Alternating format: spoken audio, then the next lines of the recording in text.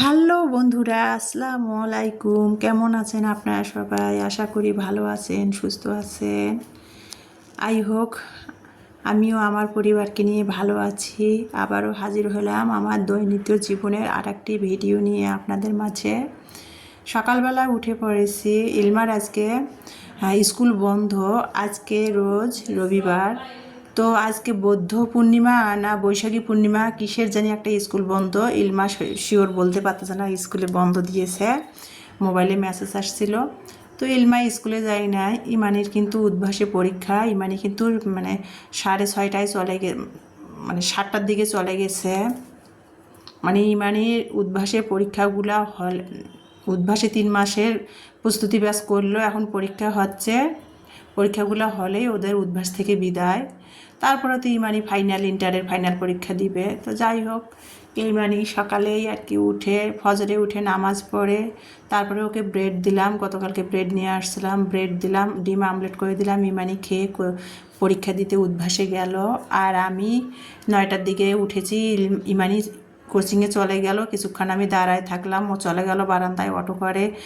Auto উঠে আমি কিছুক্ষণ দাঁড়ায় থেকে এসে গরম লাগতেছিল। আর এখন বন্ধুরা রাত অনেক ছোট, মানে আপনাদের কমেন্ট পড়ি, তারপরে আপনাদের কমেন্টে সারাদিন সংসারের একা হাতে সব কাজ করতে হয়, যদি ইলমার বাবা নাই, আমাদের সাথে থাকে না।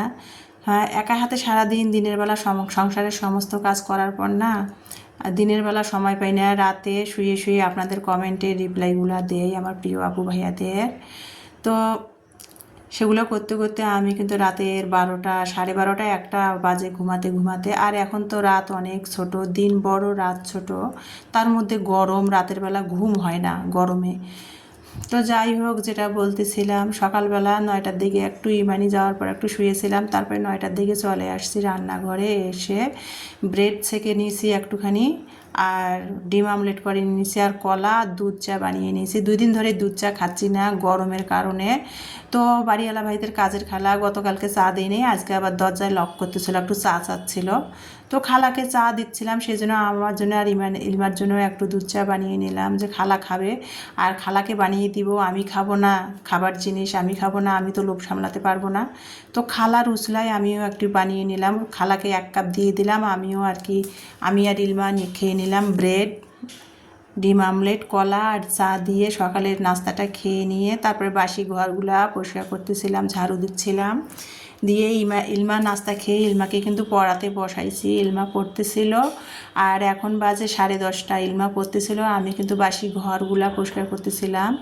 আর এদিকে দেখতে পারতেছেন, আমি ক্যামেরাটা আমার হাতে ছিল, আর ইলমা ওর খাতা বইগুলা সরাই ফেলতেছিল ক্যামেরার সামনে থেকে। এই যে ব্রেড খাওয়ার পর 2-3 পিস রয়ে গেছে, তো ভাবলাম যে বক্সে করে রেখে দেই। আমার মেয়েরা টেবিলের মধ্যে খুলে রেখেছে, বক্সে করে ব্রেডটা রেখে দিলাম, পরে না হয় কোনো কিছু করে খাওয়া যাবে। তো এই যে দেখতে পাচ্তেছেন। তারপরে এত গরম বন্ধুরা, এই যে এডিট করে ভিডিওটা ভয়েস ওভার করতেছি রান্নাঘরের কোনায় বসে। এত গরম, এই যে গরমের মধ্যে কষ্ট করে ভিডিও করে ভয়েস ওভার করা, ফ্যান বন্ধ করে, এত কষ্ট। কষ্ট কখন সফল হবে বলেন তো? যখন কষ্ট করার পর সফলতা অর্জন করা যায়, তখনই কিন্তু কষ্ট মানে সাকসেস হয়, সফল আর কি। তো যেটা বলতেছিলাম, কষ্ট করে ভিডিও রান্নাঘরে কোনায় বসে ভয়েস ওভার করতেছিলাম। খুবই গরম, খুবই গরমের মধ্যে ভিডিও এডিট করে রান্নাঘরের কোনায় বসে ভয়েস ওভার করতেছি। সামনের 2 রুমে 2 মেয়ে পড়তেছিল, ফ্যানের শন আওয়াজ হবে দেখে রান্নাঘরের কোনায় বসে আমি ভিডিও দিচ্ছিলাম। যখন আপনারা এত কষ্ট করার পরও কিন্তু গরমের মধ্যে ভিডিও ভয়েস ওভার করতেছি ফ্যান বন্ধ করে, সফল সাকসেস হবে কখন? যখন আপনারা ভিডিওগুলো দেখবেন, লাইক দিয়ে, ভিডিও দেখা শুরুতে লাইক দিয়ে সুন্দর করে ভিডিওটা ফুল ওয়াচ করে সুন্দর একটা কমেন্ট করবেন, তখনই ভিডিও সাকসেস করা। আর আপনারা কমেন্ট করলেও কিন্তু ভিডিও করার মোটিভেশন পাবো আমি, ভিডিও করার আগ্রহ জাগবে। যত কষ্টে হোক না কেন, তখন কিন্তু কষ্ট আর কষ্ট মনে হবে না, বুঝতে পারছেন বন্ধুরা? আর আমি সেটাই করি, আশা করি আপনারাও সেটাই করবেন। ভিডিও দেখার শুরুতে লাইকটা দিয়ে তারপরে ভিডিওটা কন্টিনিউ করে আপনাদের পছন্দ মতো কমেন্ট করবেন। আর ভিডিওটা যদি বেশি ভালো লাগে তাহলে একটা সাবস্ক্রাইব তো পেতেই পারি, তাই না? তো যেটা বলতেছিলাম, তারপরে রান্নাঘরে আর কি আমি নাস্তা খাওয়ার প্লেট বাটিগুলো ধুয়ে নিলাম, নিয়ে ফ্রিজের মধ্যে পটল ছিল, তো ভাবলাম যে পটল দিয়ে ছোটো মাছ, নদীর কাচকি মাছ, পটল আলু দিয়ে চচ্চড়ি করব। আর ফ্রিজের মধ্যে গরমের মধ্যে বেশি দিন তরকারি সবজি এনে রাখলেও কেন না মানে 4-5 দিন যাওয়ার আগেই মানে শুকে যায়। তো ফ্রিজ থেকে পটল বের করলাম আর কাচকি মাছ আর কি বের করে ভিজিয়ে দিলাম। আর এই যে দেখতে পাচ্তেছেন আমি কিন্তু একটু এর মধ্যে 11টা 11:30টার মতো বাজে রান্না করব। তো ফ্রিজ থেকে ফ্রিজে পানি রেখে দিয়েছিলাম, ডিপ ফ্রিজে পানিটা আইস হয়ে গেছে। তো পানিটা একটু কিছুক্ষণ বের করে রাখছিলাম, সেই ঠান্ডা পানি দিয়ে একটু লেবু পানি খেয়ে নিচ্ছি। 11:30টা বাজে আর এত পরিমাণ রোদ, মানে বলার মতো না। মানে 2 দিন ধরে প্রচুর রোদ আমাদের দিনাজপুরে। তো যেটা বলতেছিলাম, এই যে লেবু পানিটা খেয়ে নিলাম, 11:30টা বাজে রান্না করব।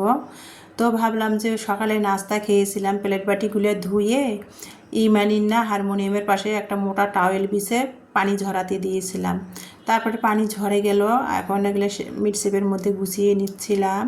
আর এগুলো ভেজা প্লেট বাটি ধোয়ার পর তো সঙ্গে সঙ্গে মিটসেপে রাখাই যায় না, প্লেট স্ট্যান্ডে পানি একটার পানি আর একটাতে পরে মানে যাতা অবস্থা হয়। সেই জন্য এই যে টাওয়েল একটা ট্রাঙ্কের পাশে বিছাই দিয়ে পানিগুলো প্লেটে যখন ঝরে যায় ধুয়ে রাখি, পানিগুলো ঝরে গেলে সেগুলো আর কি মিটসেপে প্লেট স্ট্যান্ডে রেখে দিই।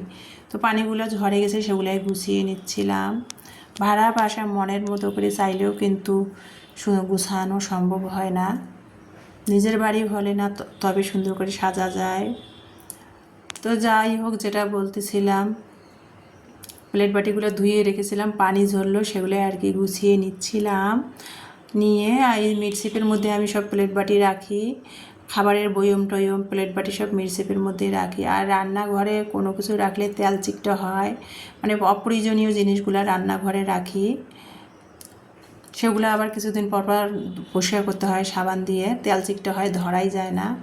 তো আপ ক্যামেরাতে কিন্তু আমি পটল আলু সুন্দর করে কুচি করে কেটে তারপরে কিন্তু আমি ধুয়ে তারপরে এই যে রান্না করতে এখন হাতের সাহায্যে মেখে ছেঁকে রান্না করব।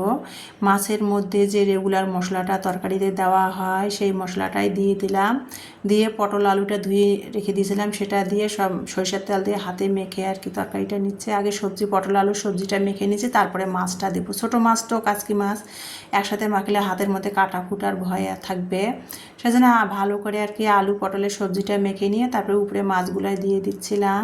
আর সরিষার তেল দিয়ে এভাবে হাতের সাহায্যে তরকারি মেখে চেখে রান্না করলে না খুবই সুন্দর একটা ঝাঁঝালো গন্ধ, মানে ঘেরান ছড়ায়, মনে হয় কাঁচায় খেয়ে নেই, কাসুন্দির যে ঘেরানটা সেইটা ঝাঁঝালো ঘেরানটা ছড়াইছে। তো মেখে চেখে পরিমাণ মতো একটু পানি দিলাম, দিয়ে চুলা জ্বালিয়ে দিলাম, দিয়ে আর কি ছোটো মাছ পটল আলু দিয়ে চচ্চড়ির বসিয়ে দিলাম। অপর সাইডে কিন্তু আমি পটলের খোসা ভর্তা, ওই যে পটল ছিলে নিলাম খোসাগুলা, সেগুলো ভর্তা করব। খোসাগুলো কিন্তু আমি ছোটো ছোটো করে টুকরো টুকরো করে কেটে নিয়েছি। শুটকি ভালো করে মানে ছোট্ট মাছের যে শুটকিগুলো সেগুলো ভালো করে ধুয়ে নিয়েছি গরম পানি দিয়ে। একটা বড় সাইজের রসুন কোয়াগুলো ছিলে নিয়েছি, কয়েকটা কাঁচামরিচ, 1 চিমটি হলুদ কালারের জন্য দিয়েছি, আর লবণ দিয়ে পটলের খোসাটা সিদ্ধ দিয়ে দিলাম। আর 2টা পেঁয়াজ ছোটো ছোটো করে পটলের খোসার সাথে কেটে দিয়েছি। যেহেতু পটলের খোসাতে কিন্তু আমি কাঁচা পেঁয়াজ কাঁচা তেলটা ব্যবহার করব না। 1 কাপ পানি দিয়ে সিদ্ধ দিলাম পাশের চুলায়। তো এই যে অপর সাইডে আমি কাচকি মাছের তরকারিটা উল্টে পাল্টে দিলাম, দিয়ে চুলার জালটা বন্ধ করে দিলাম। লবণ ঝাল সব পারফেক্ট ছিল, চুলার জালটা বন্ধ করে দিলাম। এই যে আমার হয়ে গেল কাচকি মাছ পটল আলু দিয়ে চচ্চড়ি। আর এখানে অপর সাইডে কিন্তু 1 কাপ পানি দিয়ে যে পটলের খোসাটা সিদ্ধ দিয়েছিলাম সেটা কিন্তু পটলের খোসাটা সিদ্ধ হয়ে গেলো। আর 1 চিমটি হলুদ দিয়েছি, দেখেন কালারটা কত সুন্দর আসছে। আর হলুদটা না দিলে না কালারটা জানি পটলের খোসা আছে যেহেতু কালারটা কেমন দেখা যেত, সেই জন্য 1 চিমটি হলুদ দিয়েছি কালারের জন্য, সৌন্দর্য দেখার জন্য। তো পটলের খোসা 1 কাপ পানি দিয়ে সিদ্ধ করে নিলাম। এখন কিন্তু এখানে আমি সরিষার তেল দিব, ওই যে বললাম কাঁচা সরিষার তেলটা ভর্তায় দিব না, কাঁচা পেঁয়াজও দিব না। পেঁয়াজটা সিদ্ধ সময় পটলের খোসার সময় 2টা পেঁয়াজ দিয়ে দিয়েছিলাম রসুন সহ। এখন পানিটা 1 কাপ পানি দিয়ে সিদ্ধ করে নিলাম, পটলের খোসাটা সিদ্ধ হয়ে গেল। এখন কিন্তু যে ভর্তাতে যে তেলটা দিব ওই তেলটা আমি ভর্তাতে কাঁচাই সরিষার তেলটা না দিয়ে এখন আমি পটলের খোসার সাথে দিয়ে পটলের খোসাটা আর একটু ভালো করে সিদ্ধ করে পটলের খোসাটা নেওয়া আর একটু তেল দিয়ে সরিষার তেল দিয়ে ভালো করে ভেজে নিলাম পটলের খোসাটা। ভেজে নিয়ে আর রান্নাঘরে বন্ধুরা দাঁড়ানো যাচ্ছে না, থাকা যাচ্ছে না, এত পরিমাণ রান্নাঘর দিয়ে গরম আসতেছে। আমার রান্নাঘরটা দক্ষিণে আর পশ্চিমে মিলে, মানে খুবই গরম আসতেছে, থাকা যাচ্ছে না। তো সব মানে তাড়াহুড়াই করতেছে যে তাড়াতাড়ি রান্নাঘর থেকে রান্না করে ফ্যানের বাতাসে ফ্যানের তলায় যা বসবো। তো এই যে পটলের খোসাটা স্বাদ মতো লবণ দিয়ে পটলের খোসাটা মাটির বাটনাতে আমি ভর্তা বানিয়ে নিলাম। তারপরে নিয়ে এই যে আজকে ফ্রিজে একটু ডাল ছিল রান্না করা, খালা দিয়েছিল সেটা গতকালকে, তো সেটা খাওয়া হয়েছিল না, সেটা বের করে গরম করে নিলাম। গরমের মধ্যে এক চিল লেবু, ওই যে কাচকি মাছ পটল আলু দিয়ে চচ্চড়ি, আর শুটকি দিয়ে পটলের খোসার ভর্তা। তো এটা দিয়ে দুপুরের খাবারটা খাবো। আর আমার প্রিয় আপু ভাইয়া ও আমার দর্শক বন্ধুদের সাথে শেয়ার করতেছি আমার দৈনিক জীবনের ভিডিও, ভালো লাগা।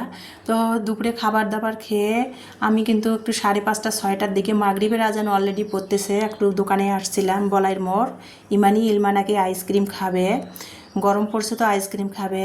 তো আমি নিলাম ললিপপ, ইমানি নিল চকবার, আর ইলমা নিল কোন আইসক্রিম নিয়ে তারপরে এই যে কেক দেখতেছিলাম, কেকগুলোর দাম কত সেগুলো দেখতেছিলাম, দেখে তারপরে বাসায় চলে আসলাম। এসে তারপরে ভিডিওটা এডিটিং করে ভয়েস ওভার দিচ্ছিলাম। মেয়েদের আইসক্রিম দিলাম, দিয়ে তারপরে মেয়েরা পড়তে বসছে, দিয়ে তারপরে ভিডিওটা এডিট করতে বসে পড়ছি। তো আজকের ভিডিওটা এই পর্যন্ত। সবার সুস্বাস্থ্য কামনা রেখে এখানে বিদায় নিচ্ছি। সবাই ভালো থাকবেন, সুস্থ থাকবেন। আল্লাহ হাফেজ।